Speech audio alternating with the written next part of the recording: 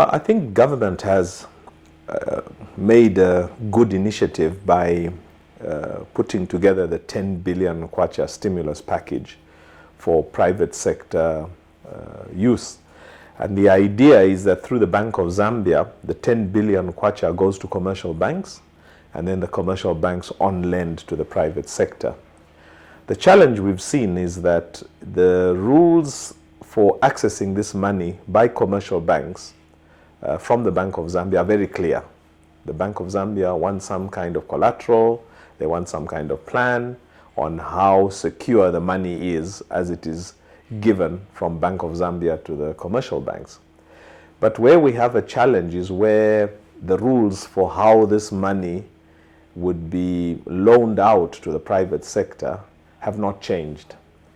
Although the commercial banks may get this money from the Bank of Zambia, when it comes to lending to the private sector, and especially to the small and medium enterprises, we see a situation where they're asking for collateral. They're asking for all kinds of normal banking requirements before they can give out the money. And unfortunately, most of the small and medium enterprises cannot match or comply with these requirements. So what we begin to see is, one, that the commercial banks are not getting the money from the Bank of Zambia in the quantities that they would like to. I mean, last we heard is that for something like 1 billion out of 10 billion had gone out, which is nothing. So it means the commercial banks are also saying, we have our own money, which we would like to lend out. Why should we be getting this money from the Bank of Zambia? On the other hand, the small and medium enterprises are not having the collateral to be able to borrow. So meaning that this money is now going to the usual suspects, the big companies that borrow from the commercial banks all the time. And this defeats the purpose of having the 10 billion kwacha stimulus package.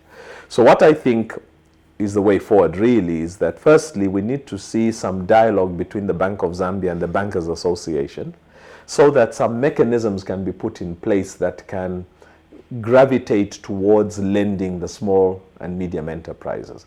And some of these mechanisms are risk management mechanisms, where commercial banks are looking at being able to monitor your business rather than ask you for collateral. So I think that, again, some dialogue needs to be had. Government needs to find a mechanism that can encourage lending to small and medium enterprises. And one of the mechanisms which we've seen in other parts of the world is insurance, where you have an insurance policy that covers the lender of the money.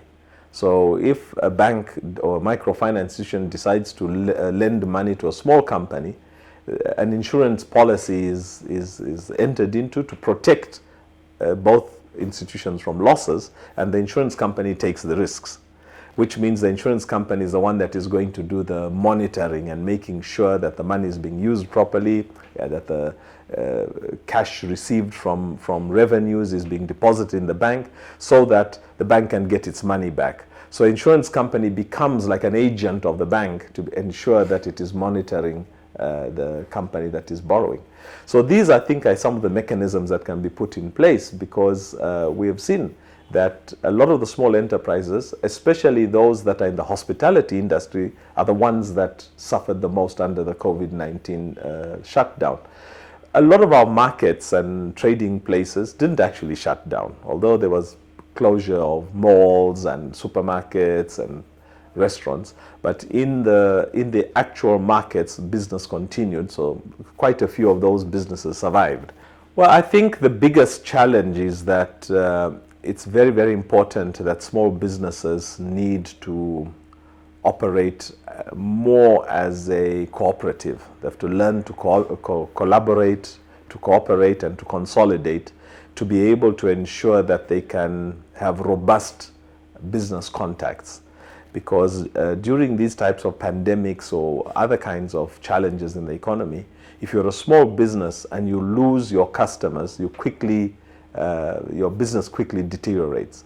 Whereas if you're a small business but part of a larger group of businesses that supply a larger market, chances are that you can survive the shocks. So I think that for me, I think businesses need to recognize that divided they fall, but collectively they will be able to stand some of the challenges that our economy is likely to face in the future.